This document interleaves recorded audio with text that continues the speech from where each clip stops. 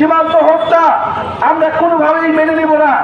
বাংলাদেশের জনগণকে, বাংলাদেশের সীমান্তকে, বাংলাদেশের মাটি ও মানচিত্রকে রক্ষা করা বাংলাদেশের ছাত্র তরুণ যুবদের দায়িত্ব। আপনাদের এলাকার দুর্নীতি, চাঁদাবাজ, দখলদারিত্ব নিয়ে কথা বলুন।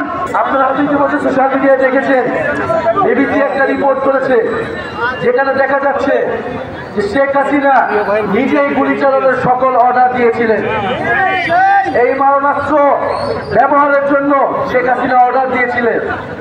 এই সকল হত্যাকাণ্ডের জন্য এই খুনি হাসিনা এবং তার দল আওয়ামী লীগ দায়ী।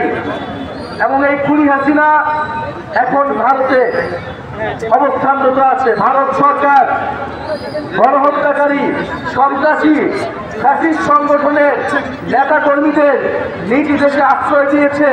আমরা স্পষ্টভাবে বলেছি, সীমান্ত হত্যা আমরা কোনোভাবেই মেনে নিব না।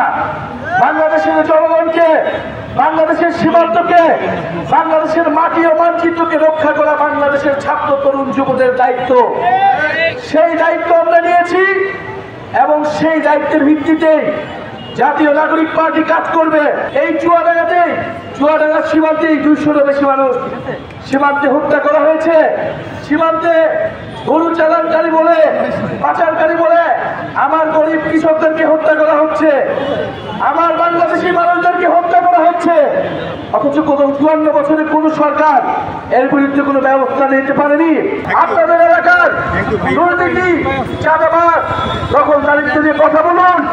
সেই প্রতিবাদের জোয়ার বাংলাদেশে তৈরি হয়েছে, সেই জোয়ার বন্ধ করবেন না।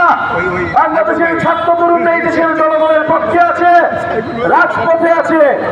দুর্নীতিবাজ, দখলদার এবং চাঁদাবাজদেরকে না করুন। যারা চাঁদাবাজ, দুর্নীতিবাজ, দখলদারিত্বের পক্ষে আছে আপনারা তাদেরকে বয়কট করুন। জনগণের পক্ষে বাংলাদেশপন্থী রাজনীতি গড়ে তুলুন।